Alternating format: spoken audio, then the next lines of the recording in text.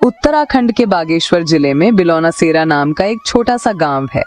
इसी गांव में आज भी एक बहुत बड़ा खेत है जिसे लोग सास बहू का खेत कहते हैं।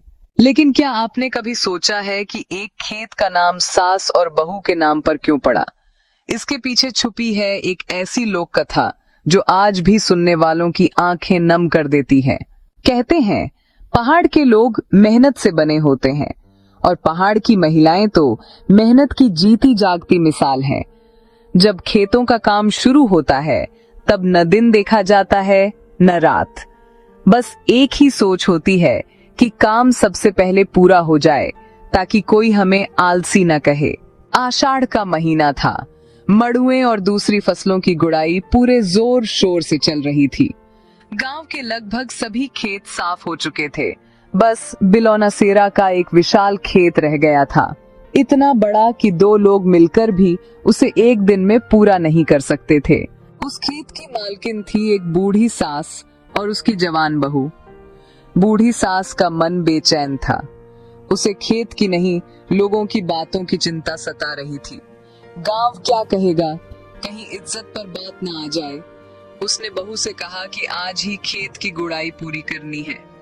बहू ने साफ मना कर दिया और कहा कि इतना बड़ा खेत एक दिन में पूरा होना संभव नहीं है।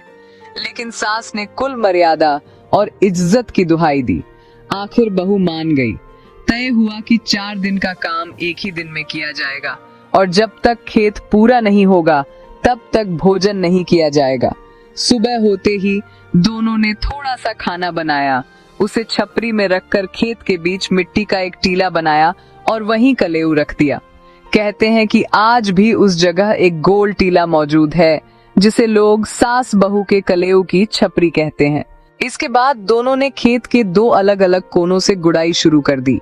पसीना बह रहा था, हाथ लगातार चल रहे थे और मन में बस एक ही जिद थी कि आज खेत हर हाल में पूरा करना है।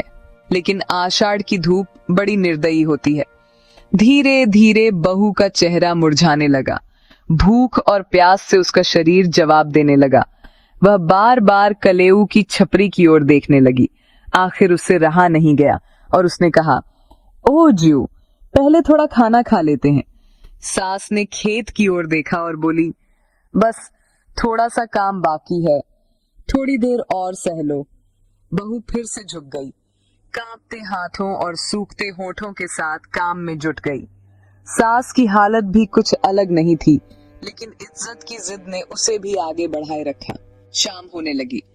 दोनों के पैर थर्राने लगे, हाथ कांपने लगे, सांस टूटने लगी। जैसे ही आखिरी मेड़ पूरी हुई, कलेऊ की छपरी बिल्कुल पास दिखाई दी। दोनों की आंखों में चमक आ गई। अंतिम ताकत बटोरकर वे भोजन की ओर बढ़ीं। लेकिन रोटी हाथ में आने से पहले ही दोनों वहीं जमीन पर निढाल गिर पड़ी। खेत तो जीत लिया गया, लेकिन अपने प्राण हार गई। उसी दिन से वह खेत सास बहू का खेत कहलाने लगा। मेहनत, इज्जत और पहाड़ की स्त्रियों के त्याग की एक मौन कहानी बनकर। और आज भी जब कोई उस खेत से गुजरता है तो लगता है जैसे हवा धीरे से कह रही हो, मेहनत जरूरी है, लेकिन जीवन उससे भी ज्यादा।